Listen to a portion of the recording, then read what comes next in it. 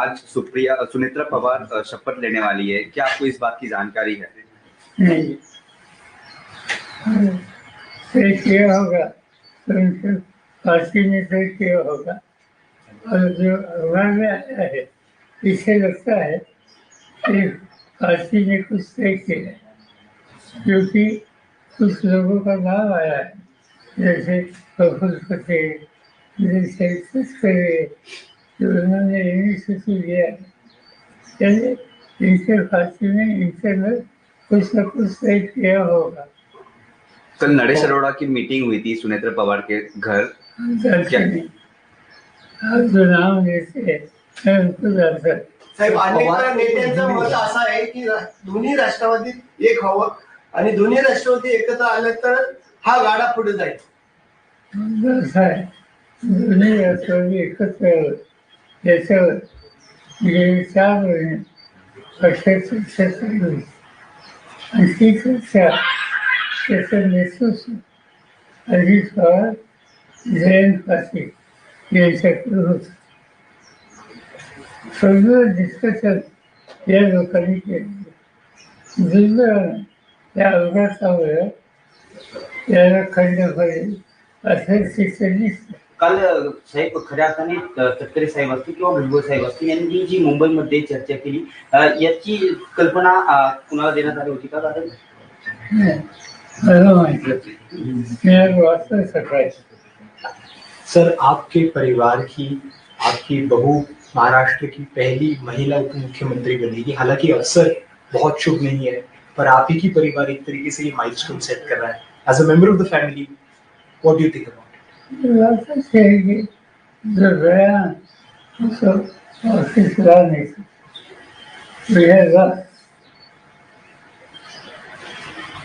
आज ऐसी स्थिति में कैसे सामना करना, इसको ध्यान देना पड़ेगा। और इसीलिए कोई ना कोई तैयार होकर आगे आने के लिए, जिम्मेदारी लेने के लिए तैयार हो, तो इससे हम लोगों को कॉन्फिडेंस मिल सकता है. साहेब, जिल्हा परिषदेच्या निवडणुका झाल्यानंतर या दिल्लीमध्ये आणि राज्यामध्ये वेगळं चित्र दिसतं. अशी चर्चा आहे की दिल्लीमध्ये सुप्रियाताईंना स्थान दिलं जाईल केंद्रामध्ये मोठ्या पदावर, आणि राज्यामध्ये रोहित पवारला मंत्रिपदावर घेतलं जाईल. अशी चर्चा सर, आपने बताया कि आपको कॉन्फिडेंस में नहीं लिया गया था एनसीपी के नेता, कॉन्फिडेंस में सुनेत्रा पवार का नाम आगे ढकेलने से हमारा कॉन्फिडेंस में फांसी की उनकी जिम्मेदारी हमारे लिए अलग है। पर क्या आपके परिवार के हैं, आपका परिवार इसमें काफी क्लोजली इन्वॉल्व है?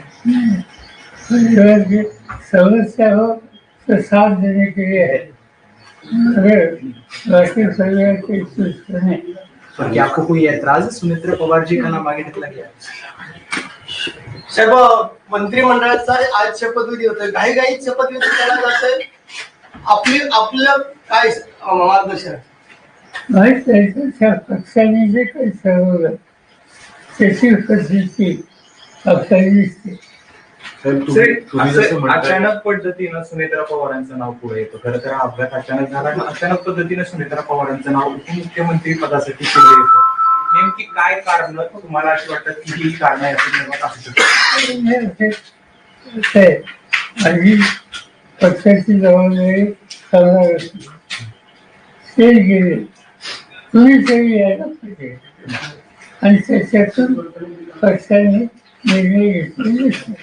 सगळं मान्य आहे, पण किमान दुखवटा तरी पूर्ण झालं पाहिजे. एवढी घाई कशासाठी कोण करताय सगळं? जयंत पाटील पटेल हे सगळं भाजपचं सांगण्यावरून करतात. असं जयंत पाटील आणि दादांची समोर येतो. चर्चा सुरू होती, परंतु आता जी राज्यातील घटना परिस्थिती घडत आहे यावरती कुणीही भाष्य करायचं नाही. परंतु शशिकांत शिंदे वेळोवेळी सांगतायत की आम्ही एकत्र हा निर्णय घेतला होता, परंतु आता जे निर्णय होतात तर काय कसं पाहताय निर्णय? मला एवढं माहिती आहे की आमच्या पक्षात आणि अजितदादांच्या पक्षाने एकत्र काम करण्याची प्रक्रिया सुरू करावी, त्याच्यात एक होत होता. सिरीज ऑफ दिस थिंग्स आणि निर्णय आजचा जाहीर करायचा होता द्वारासारखे आणि ही माझी आधीची दिलेली हा आवरण पण पार्थ पवारांनी हे सगळं घडून आलं असं बोललं जातंय. माझे पवार फॅमिली सहमत आहे का सगळ्या एवढ्या काहीशी? असा उत्सुक चर्चा तुमचं तुम्हाला वैयक्तिकरित्या तुम्हाला किमान वाटतं की सांगितलं गेलं तरी नाही का की बाबा आम्ही असं असं करतोय? कोणचं साहेब एक मतप्रवाह असा आहे की 10 दिवस जरी या घटनेला अजून होत नाही, तुम्ही असं म्हणताय की कोणाला तरी पुढे येणं स्वाभाविक आहे, पुढे येतील पण ह्या सगळा कालावधी थोडा जर उलटला असता, कारण की ही कार्यकर्त्यांची भूमिका आहे, तुम्ही देखील कार्यकर्त्यांसोबत नेहमी राहिलेला आहात, फक्त हा कालावधी जो आहे हा थोडा जर पुढे गेला असता तर याच्यातनं एक अजून एक पॉझिटिव्हिटी असेल किंवा एक पुन्हा एकदा पक्षाचं नेहमीप्रमाणेच एक भूमिका असेल ती वेगळी राहिली असती असं वाटत नाही.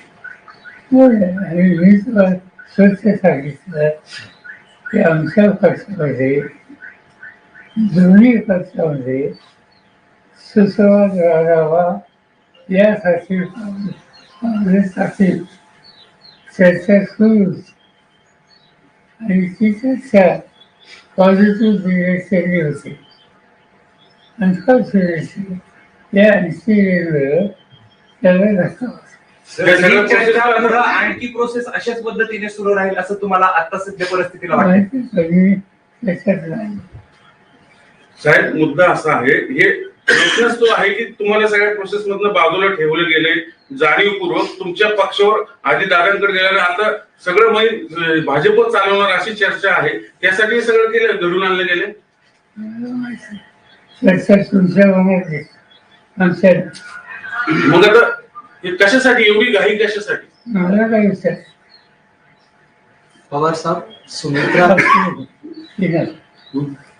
नाही तुम्ही सहमत आहात त्या सगळ्या गोष्टींशी? नाही काही चर्चा नाही, प्रस्तावच नाही. मग आता दोन्ही राष्ट्रवादी दादांची इच्छा होती, दादांची इच्छा होती ती खुली हवी ही आमची इच्छा. पण आता त्यांची दिसत नाही हे सगळं झालंय त्याच्यावरून असं दिसत. असं काही सांगता येत नाही, एकदम सांगतो. साहेब एकंदरीत हा जी परवा झालेली घटना संपूर्ण राज्याला नाही तर देशाला चटका लावून जाणारी आहे. असे अपघात वारंवार घडले, परंतु बारामतीच्याच ठिकाणी हा दुर्दैवी अपघात घडावा याची तांत्रिक मूल्य काय असावे?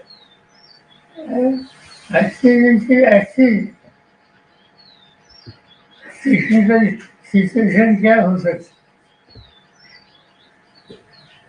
साहेब गेल्या ज्या दिवसापासून हा अपघात घडला आहे त्या दिवसापासून समाज माध्यम असतील किंवा अनेक नेते मंडळी सुद्धा असतील किंवा अनेक जण असतील ते या संपूर्ण घटनेकडे एक वेगळ्या नजरेने बघतायत. काही जणांचं असं म्हणणं आहे की काही फाऊल प्ले सुद्धा या गोष्टीमध्ये झाला असावा. तुम्ही पहिल्याच दिवशी क्लिअर केलं होतं की हा निव्वळ अपघात आहे, पण जर तांत्रिक मूल्यांबाबत हा जरी अपघात असला तरी या चर्चा घडवणं किंवा या सगळ्या गोष्टी थांबवणं अपेक्षित कसं बघताय? सिव्हिल एव्हिएशन डिपार्टमेंट जे आहे ते खोल्यात जातं. त्यांनी काल CIDC जाहीर केली. बघूया सकाळी दादांची आठवणी तुम्हाला कशा जागी करतात? दादांचं आपलं बोट धरून दादा पुढे आले, धावत गेले. मला सर दादांची इच्छा होती दोन्ही पक्ष एकत्र यावेत, पण आता दादाच नाहीये, मग तिकडनं सगळी मंडळी कोण आता कोणाशी चर्चा करणार? ते ठरवते ना हा निर्णय, ही जी प्रक्रिया त्याच्यात आम्ही मी सांगितलं अजित पवार होते, जयंत पाटील होते. जयंत पाटील हे जाऊन विचारतात की तुला काय करायचं.